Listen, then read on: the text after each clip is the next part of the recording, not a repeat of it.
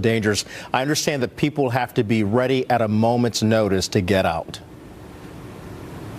Yeah, that's right. And the neighborhood we're in is under mandatory evacuation. The truth is, though, that's only mandatory in name. We've seen some homeowners who have decided to stay. Of course, when they do that, that could be a big hindrance to the firefighters who are racing through these streets trying to save their homes if the flames potentially come down that hillside behind me. So this area evacuated, but we have seen some people sticking around, Kelly.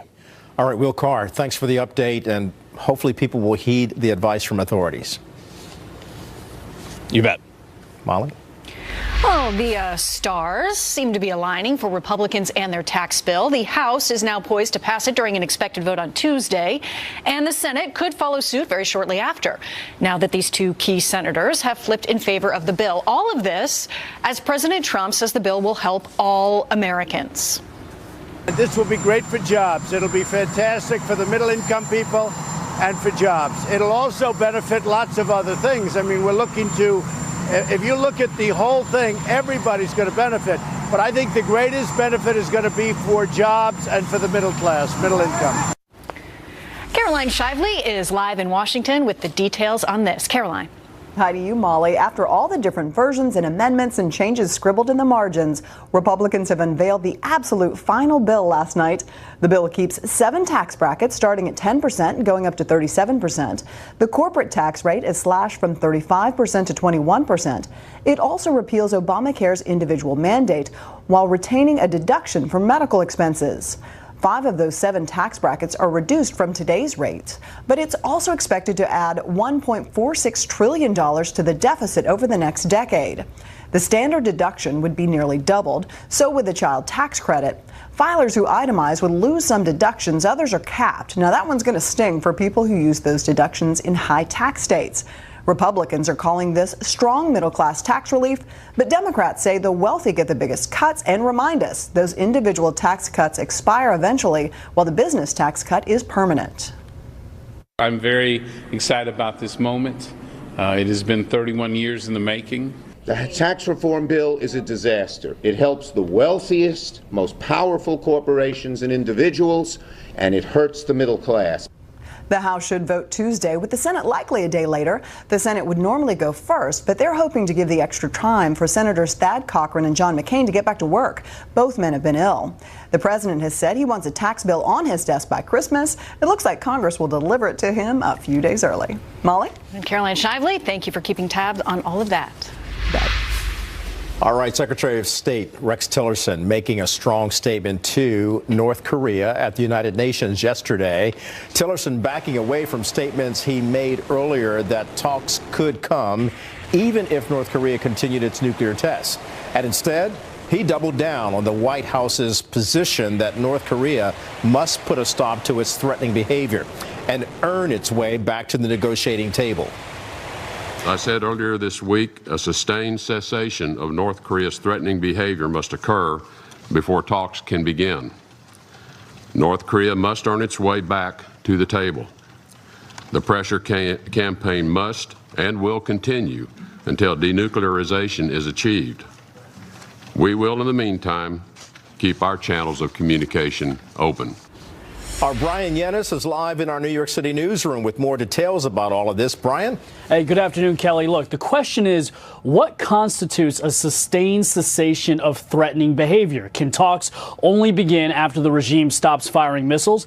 If so, how much time needs to go by? Remember, the regime went 75 days without firing a missile before they fired their new ICBM capable of reaching the U.S., squashing any dim hopes that there was an opening there for negotiations. So, the other question is, does North Korea need to prove more to prove that they're serious about negotiations before the U.S. will sit at the table with them? The mixed messages from the State Department and the White House suggest that Tillerson is more willing to speak to North Korea, while the White House is not. Trump in October said Tillerson was wasting his time speaking to the North Koreans, and earlier this week, a White House official said that the regime must not only refrain from doing missile tests, but also take, quote, sincere and meaningful actions toward denuclearization before negotiations can happen.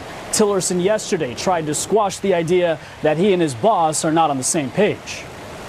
The president's policy on North Korea is quite clear, and there's no daylight at all between the president's policy and the pursuit of that policy. And the president, I think, has been very clear that we're going to lead this pressure campaign. We're going to unite the international community, and we're going to keep the pressure as much as we can and increase it where possible.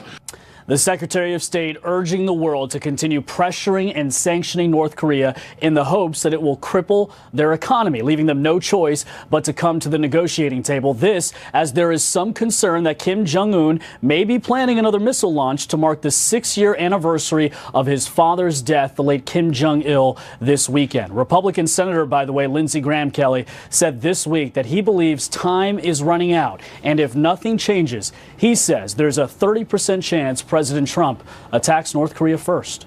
Kelly. Wow, that is quite a sobering assessment. Brian Yennis, thank you for that report. And I'm joined by Niall Gardner, the director of the Margaret Thatcher Center for Freedom at the Heritage Foundation, to talk about this issue top of the line. You know, thanks for joining us. We just heard our reporter Brian Yennis raise really the key question. As Secretary Tillerson has essentially said, there needs to be a lull before discussion can begin. What constitutes a long enough lull for there to actually be discussions? And should we be having discussions with North Korea? Will they make a difference? Well, clearly, I mean, decades of discussions with North Korea. You've seen talks between the United States, a number of different parties with the North Koreans over the course of 2 decades. These did not actually result in anything, significant in terms of the North Koreans backing away from their nuclear program. The idea that we can sit down and negotiate with one of the most brutal and barbaric regimes in the world is simply an illusion. And there's no evidence whatsoever to suggest that going back to the negotiating table with the North Koreans is actually going to deliver anything in terms of concessions from the North Koreans. So the suggestion that we should once again negotiate with this regime, I think, is completely wrong. The right approach certainly has to be to increase the level of pressure on the regime, increase the sanctions, implement the sanctions that are in place, enforce them, and really isolate this regime, bring it to its knees. Well, certainly it's one of the most heavily sanctioned rogue regime, of course, around the world, and the world community has, to some degree, agreed to help with this, but at the same time, many seem to be continuing with trade. I mean, the United States just imposed sanctions against 13 Chinese and North Korean organizations who were essentially still trading, particularly important commodities like coal, that sort of thing. So do we need the world community's help, and how important is it to get countries like China? It seems the United States believes that China is really part of the key here. Well, we do need the support of the global community. Unfortunately, I think China and Russia are both dragging their feet. The United States the president actually implemented an executive order back in September sanctioning Chinese companies who are assisting with North Korea's nuclear program. We need to enforce those sanctions. The Chinese, unfortunately, are not going to do anything unless we actually sanction those Chinese companies that are assisting the North Korean regime. At the same time, the Russians are being deeply unhelpful. They're actually employing a large number of North Koreans as de facto slave labor, actually, and they are in fact assisting with the North Korean economy. At the end of the day, the United States has to lead here, and the United States must actively enforce sanctions, not only against the North Korean regime, but also against all of those who are aiding and abetting this regime. So we need to see the enforcement of existing sanctions against North Korea, and we do need to see the expansion of sanctions against North Korea as well. But the reality remains that both Moscow and Beijing, that both have been very unhelpful with regard to the North Korean threat, and both countries, frankly, have been aiding and abetting the North Koreans. I want to talk a little bit about the increasing danger that appears to be occurring. Defense Secretary James Mattis said on Friday that this newest missile that was launched is not a capable threat to the United States, but at the same time, we have seen the country make strides in their technology, in their advancement. When does the threat become capable?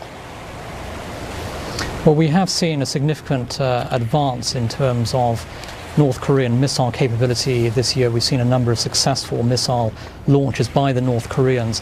It's only a matter of time before the North Koreans are able to strike against the United States. So we should be absolutely clear here. The North Koreans pose an imminent threat to the United States.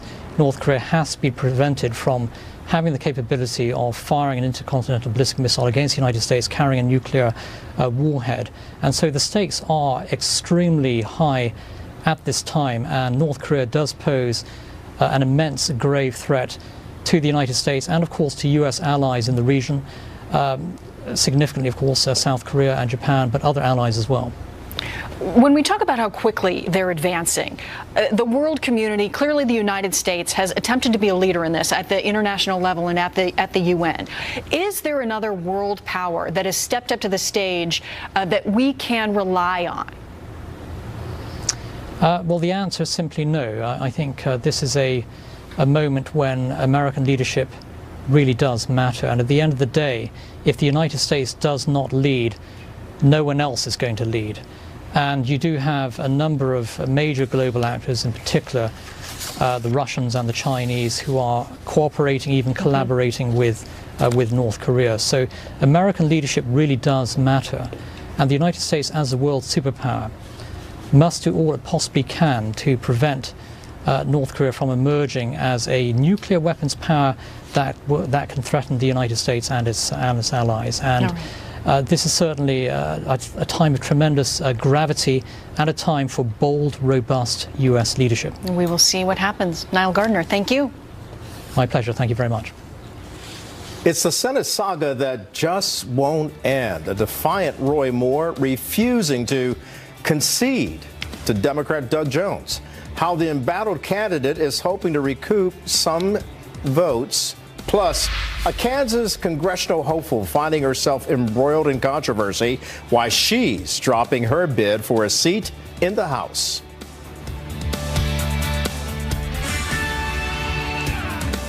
A shooting in Los Angeles sends 5 people to the hospital, including a young girl. It happened last night. The LAPD says one suspect opened fire from a vehicle, striking 4 men and grazing a little girl. Witnesses say they heard about 10 gunshots. Investigators are not sure what led to the shooting. The president and others have called on him to concede, but Roy Moore isn't backing down. Democrat Doug Jones beat Moore by about 20,000 votes, but a defiant Moore, well, he's refusing to accept those results. I'm joined now by Roll Call politics reporter Bridget Bowman. Bridget, thanks for joining us this afternoon. And I got to ask you from the outtake, what do you say about this entire race and the unusual aspects of it? Thanks, Kelly. Well, it certainly was a unique race. I was down in Alabama for about 5 days leading up to the election, and it was quite a wild ride covering this race from starting several months ago. In terms of, as you mentioned, Roy Moore refusing to back down, this is sort of in line with his past behavior. Remember, he was removed not once but twice from the state Supreme Court. One for defying a federal order to remove a statue of the 10 Commandments from the courthouse, and again for ordering federal judges not to comply with the Supreme Court's same-sex marriage decision. So this is sort of not entirely surprising that he's taking this stance, and actually last night his campaign sent out another fundraising email for what they're calling an election integrity fund to look at potential voter fraud. The Secretary of State in Alabama has said that he hasn't seen any evidence of this and that he doesn't think a certification will actually shift the results here. Well, having said all of that, what's left for Roy Moore to do? You were talking about a wild ride. I recall him getting on his horse to ride to the polls to actually cast the vote for himself, obviously. And one would arguably say, is it time for him to ride the horse off into the sunset? Well, certainly President Trump and others are urging him to do so. Trump, as you'll recall, endorsed Roy Moore, supported him, and even he is saying you should, step aside. The president did also call Doug Jones after he won, and the two talked about finding common ground. So it seems like he's definitely facing pressure to back down, but he faced similar pressure to step aside as the nominee after these sexual misconduct allegations came out, and he refused to do so. So it seems like this is going to go right until certification is complete, which is expected to be at the beginning of January.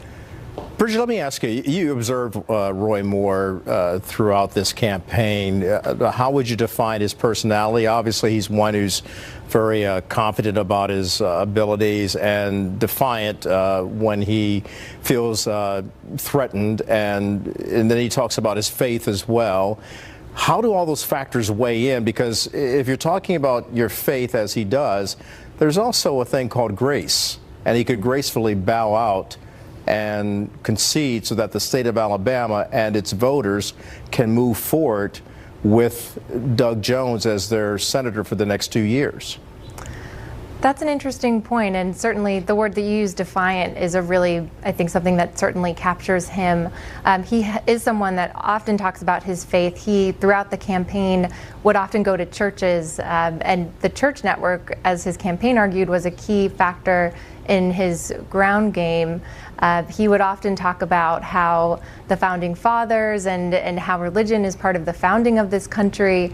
But as you mentioned, it was interesting that certain evangelical Christians were also part of his base. So we'll see sort of are Alabamians pressuring him to step aside, but it looks like this could be resolved in a couple weeks or so. All right, so let's look beyond Roy Moore for just a moment here. With the people of Alabama that you got to know and meet throughout your reporting, has this in any way divided the state? Have they been able to come together? Because for all intents and purposes, this was a bruising campaign for the people of Alabama because of Roy Moore's position on a number of things. Black voters, white voters, have you been able to see them come together and say, we are Alabama and we will roll forward with building our nation as well as our state? Well, I think there's certainly a divide between those who were adamantly backing Roy Moore, who didn't believe the allegations, and those who were supporting Doug Jones. And it was interesting to actually talk to Republicans and independents who were either supporting Jones or writing someone in, that this was sort of a key part of their argument, that they wanted to show the country that Alabama doesn't accept what Roy Moore was standing for and wouldn't accept someone accused of these allegations to represent them in the U.S. Senate. I think it'll be interesting to see how Doug Jones navigates this. He, of course, didn't win with a majority of voters. He won about 49%. So he mentioned at a press conference after the election that he wants to represent all Alabamians, even those who don't agree with them and with him. And he pledged to travel throughout the state to listen to those that he doesn't agree with and to try and forge a common bond. Doug Jones often said on that campaign trail, there are more that unites Alabamians than divides them, and he's going to try and move that forward as he comes to the Senate. In doing so, he'll have to also get involved in people who are very adamant about right to life. Is he willing to, as far as you know, is he willing to cross that bridge and find some common ground other than his previous position? Right. So he has said that he supports the current status quo when it comes to this issue. And this was a big issue and one that raised a lot of questions as to whether or not he could win, whether pro-life Republicans could support him in the end or would write in a candidate, leaving that option open. So I think it'll be interesting to see, especially if there's another Supreme Court opening, how that issue plays into his decision and what the reaction from Alabamians is. It's a lot left on the plate here, and in order for Doug Jones to go forward and possibly win, and when he's up for re-election, it's going to be very interesting to see how he will play all of this out and if he can really reach out and find some consensus among all of the people in Alabama. But we thank you for weighing in on this, Bridget, and best of everything to you in the coming new year. By now, I can say to you, Merry Christmas. Thank you. Okay. Merry Christmas. Happy New Year. Thank you. Thank you. The Trump transition team leveling new complaints about Robert Mueller and his Russia investigation. Details on that next. Hey, Fox News alert. Officials from the Trump transition team penning a new letter to high-ranking lawmakers accusing Russia Special Counsel Robert Mueller's office of wrongdoing, claiming it inappropriately obtained sensitive documents, some of which they say were protected under attorney-client privilege. Garrett Tenney is following this developing story for us now, live from the White House. Garrett. Well, Molly, we're still going through this letter, but what we can tell you is that we have learned that the Trump transition team, today, an attorney for that team sent a letter to congressional leaders alleging that Special Counsel Robert Mueller's team acted inappropriately, is how they're wording it, in obtaining materials that belonged to the transition. Now, in that letter to committees in the House and Senate that are responsible for government oversight, Attorney Corey Langhofer claims Mueller's team intentionally went around the transition to obtain the transition's private materials, including privileged communications. Now, Mueller's team allegedly did that through the General Services Administration, or GSA. During the transition period, it was the GSA that provided office space and supplies to the transition team, and also notably hosted the team's email services. Now, part of that agreement is that any computers or communications are secure. But in August, the transition team claims that the special counsel requested copies of the emails, laptops, cell phones, and other materials belonging to more than a dozen top transition team members who were largely responsible for national security and policy issues. And that the GSA then provided those materials to Mueller's team without notifying the transition, and it did so without filtering or redacting privileged material, some of which is protected by presidential privilege and attorney-client privilege. Now, the transition team claims this move sets a precedent that could allow future presidential transitions to have either private records misappropriated by government agencies, and it is now requesting Congress to take steps to prevent that from happening. We are also told that officials familiar with the investigation are concerned that Robert Mueller's team may have violated the Fourth Amendment in obtaining these records, and that is something that congressional officials are now going to be looking at as well. Molly? Man, it is busy there on Capitol Hill. Garrett Tenney, thank you with the latest from the White House. You got it. And all of this coming in the middle of a growing feud with the FBI and the Justice Department. Let's bring in Michael Tobin, former senior aide to Senator Chuck Schumer, and John Jordan, Republican campaign strategist. There's so much going on. What do you guys say when on the surface of what we've just heard from Garrett Tenney? It really is a delicious irony that we're discussing email servers. A delicious irony. Oh, I'm sorry. It's a delicious irony. We're talking about email servers in the context of the Trump administration, given what candidate Hillary Clinton dealt with and ultimately, I believe, sank her candidacy at the end. And it all connects up, just like former FBI Director Comey was doing the right thing in protecting the FBI as an institution and as an important institution, a law enforcement institution in American government, by reopening the email investigation so close to the election. In this case, Mueller and the folks looking into what may or may not have happened with the Trump administration and Russian officials are also protecting the institution of the FBI and law enforcement. So I don't see anything good coming out of this feud unless the president thinks that there's some rhetoric to shore up his base. What happens to the FBI going forward? Well, first of all, here we have the Mueller investigation is doing a fantastic job of blowing up its own credibility. And the president is actually on the side of a growing majority of the American people. There's a poll that came out, a Harvard CAPS poll done by a Clinton pollster, hardly friends of the president, that shows 63% of the American public believe that the Mueller investigation is not being truthful with Congress and the American people, and 54% believe that the Mueller investigation is compromised and can't be objective. And this is the same poll that shows the president with a 36% approval rating. So facts are stubborn things. And the administration is clearly on the right side of this, and that's kind of why they piled on the FBI yesterday, because the credibility of this investigation is just imploding.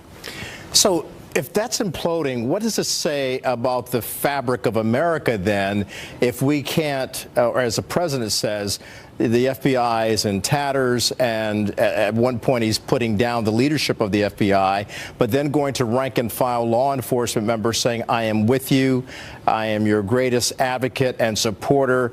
So the president going so far as to actually make some changes within the FBI, as he has vowed to do. We're at a juncture in our country right now, and I know the president, when he was campaigning, he talked about draining the swamp.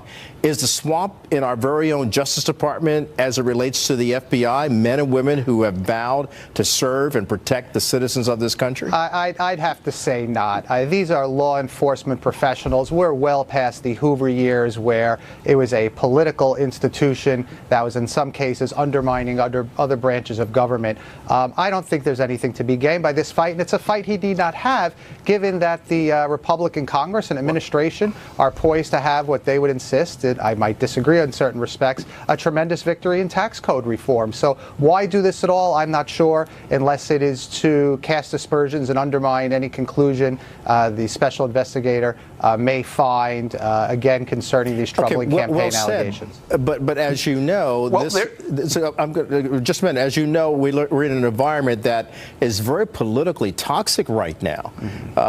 If you're talking about Swamp Thing, we got something going on here that's a mess, and people are trying to sort it out, and you've got the American people watching all of this, and they're throwing their hands up and they're saying, what the heck's going on with our country? And we've got this thing about collusion. There's been no proof of collusion. We've got this thing about the special counsel.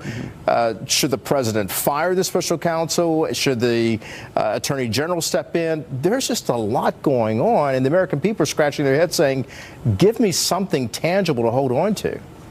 Well, given this president really should be a natural ally of law enforcement, it does seem like there's a lot of explaining to do across the board, and maybe folks and voters are thinking a pox on all their houses, and they'll pay attention to something else. And I'm sure the president hopes will be his tax code reform win.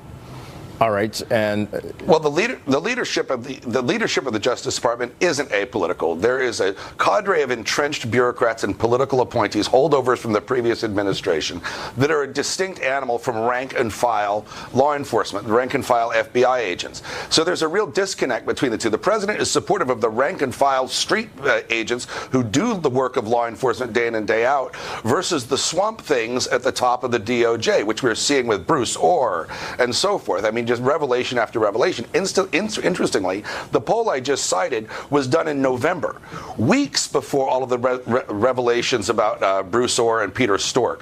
So those numbers are only going south like a duck in winter now. I like how you say that. But the bottom line is, Michael and John, is that the American people want to move forward with their nation. They want to be able to get beyond this. And this is a malaise that's on the country right now. So what do you say to the president? What do you say to the Justice Department, to the FBI, to Congress about cleaning up the mess so that people can move forward? Am I thinking again? I know I'm going to sound like a broken record, but I don't see enormous problems at the FBI. I think if the president wants to use language in criticizing law enforcement professionals, the same language he uses for criticizing other institutions and certain media outlets, to me it's a bridge too far. But again, he may be thinking the calculus is to shore up his base. And folks that, as you said, so aptly are tired of the overall malaise and swamp. I personally just don't see it. John? Well, the American people are with the president on this, and there's a real difference. The political appointees at the Justice Department are not real law enforcement. Real law enforcement is actually with the president, and you saw that with the ovation that he got at the FBI Academy at Quantico yesterday. All right, so there we have two divergent views, which is always healthy in America, but we hopefully can find some common ground. I think the common ground that I hear from both of you is that we still trust the men and women who serve in the FBI. I'd agree with that. Yes, we do. Oh, I got an agreement. Okay. On that note, I'll end. How about that? I'll end it while we're safe. We agree that the FBI is serving the country well. Thank you both. Thank you. Happy holidays. All right. Same to you. Well, Congress could vote as early as next week on a final version of a GOP tax plan. So when can Americans expect to see more money in their paychecks? One Republican lawmaker joins us with his take next. Patrick. The Pentagon, like many of us, has apparently been trying to answer the age-old question: are we alone in the universe? The New York Times reporting the Defense Department spent $22 billion a year for 5 years on the Advanced Aerospace Threat Identification Program, in which officials investigated U.S. military reports of UFOs. The Pentagon never before acknowledged the program, which it now says started in 2007 and shut down in 2012. But some officials tell the Times the program continues, even after its funding ended. Congressional Republicans cross another hurdle on the way to the finish line for that tax reform. Lawmakers releasing the final version of the GOP tax bill.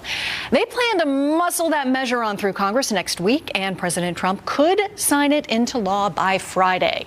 Joining me now is Congressman Robert Pittenger of North Carolina, a member of the House Committee on Financial Services. Congressman, thanks for being here.